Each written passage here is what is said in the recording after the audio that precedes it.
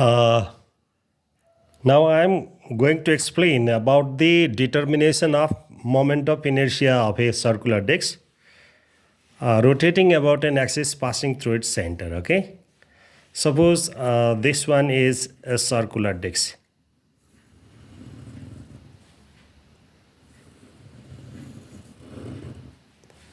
It is rotating about an axis z dash as shown in the figure. It is rotating in anti-clockwise direction. You can also assume the disc rotating in clockwise direction or in anti-clockwise direction, right? Okay. Here, this O is the center of this circular disc. We can consider a small ring whose radius is x centimeter, and then the radius increases from x to x plus delta x. This delta x is the, you can say, thickness, or what you say, the breadth of this annular ring. If R represents the, capital R represents the radius of this disc, what is the area of the disc? Pi r square, right? If pi r square area of the disc represents m gram mass of the circular disc, then what would be the mass per 1 centimeter square or 1 meter square? M upon pi r square. Okay, this is mass per unit area. Let's say this is equation number 1. Now this circular ring, it has circumference c is equal to 2 pi x, right? And thickness is dx.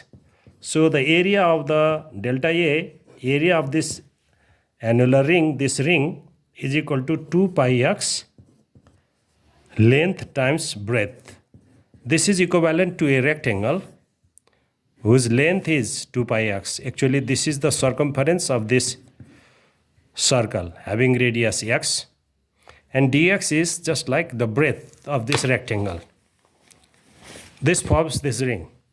Now the area of this ring, dotted ring, is 2 pi x delta x. Therefore, we want to find out the moment of inertia of a small element. This element is called to delta m times distance of this element from the axis of rotation, which is x square, right? So mass of this ring can be determined as m upon pi r square is the mass per unit area for this bigger disc. Okay, whole disc mass per unit area. So the mass of this dotted ring will be 2 pi x dx. Distance square is x square. Now moment of inertia can be obtained by integrating on both sides. We get a moment of inertia I is equal to this pi and pi cancel. This is twice m upon r square. It can be taken outside. Value of delta x increases from 0 to r because maximum value of x is r, minimum value of x is 0. You can write x square times x is x cube delta x. Now if you integrate it, you will get twice m upon r square. This is the same relation. Now this is x n plus 1 upon n plus 1. The limit goes from 0 to r, capital R, radius of disc. Twice m upon r square,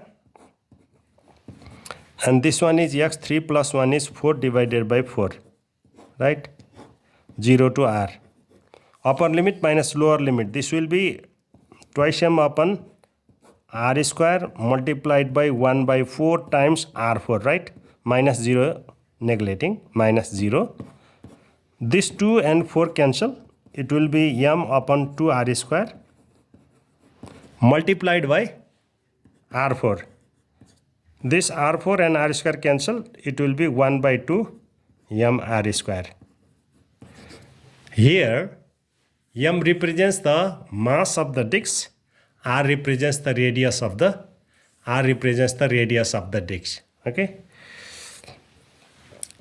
r represents the radius of the disc. This is pi r square. Pi r square area represents m gram. 1 centimeter square area represents m by pi r square.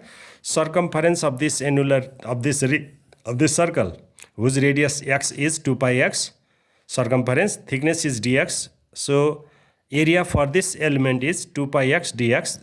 This is equivalent to a rectangle having length 2 pi x and breadth dx.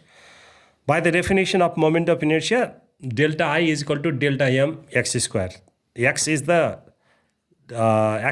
distance of the line element, actually this dotted circle, from the axis of rotation, which is x square. Mass per unit area is m by pi r square, 2 pi x dx times x square. Twice m by r square is taken outside. Delta x increases from 0 to r. Twice m by r square same, x u upon 3. If you simplify it, you will get 1 by 2 m r square. This is the moment of inertia. Now, in practical, we have to determine the modulus of rigidity of the metallic wire by using a torsional pendulum. This is the point of suspension, and we use a metallic disc like this. The disc is fixed at this point. It is either rotated clockwise and then release. What will happen? This is the metallic wire. It oscillates to and fro. Now in this condition, torque is equal to I alpha. This is equation 1. Where I is the moment of inertia of this circular disc rotating about an axis passing through its center. Alpha is the angular acceleration. And torque is equal to c theta also. Equation 2. C is the restoring torque per unit twist. Okay, C is the restoring torque per unit. C is the restoring torque per unit twist.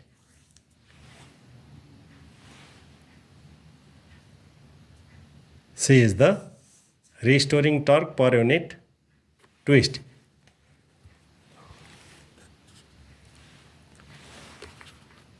Restoring torque, let's say T is equal to I alpha, and this T is equal to C theta. Okay, T is equal to I alpha, T is equal to C theta. For the equilibrium condition,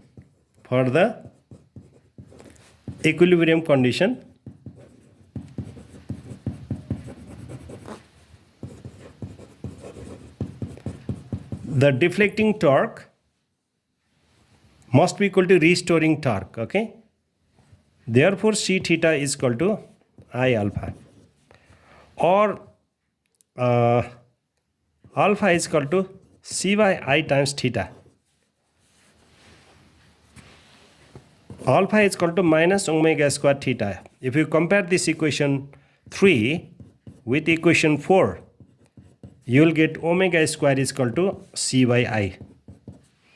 C is the restoring torque per unit twist. I is the moment of inertia. Theta is the angular displacement.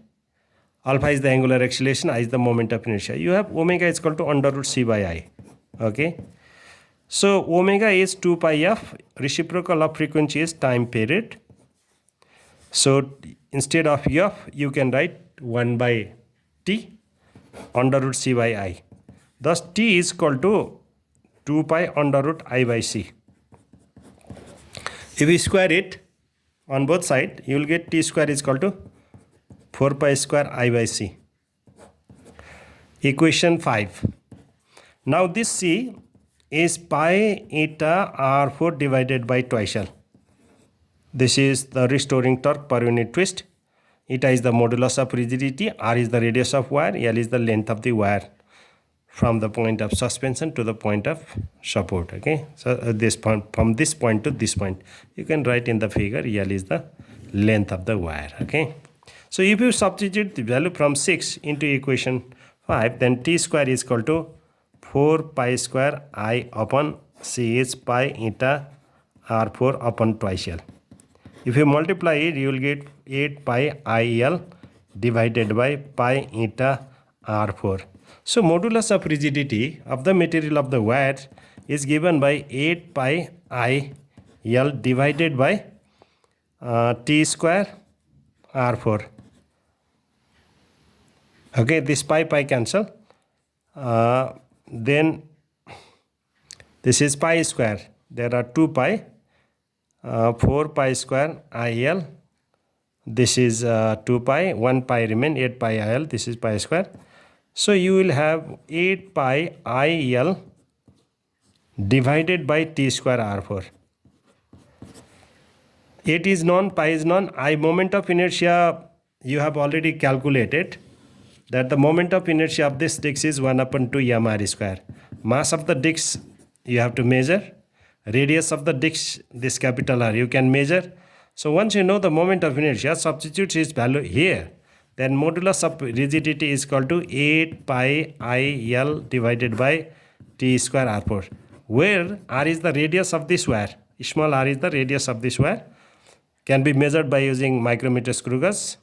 Time period for 20 oscillation or 50 oscillation is taken, and then by unitary method, the time period for one complete oscillation is calculated. Substituting the value of moment of inertia, length of the wire, radius of the wire, time period for one complete oscillation, you will obtain the moment of inertia for the rigid body. Thank you.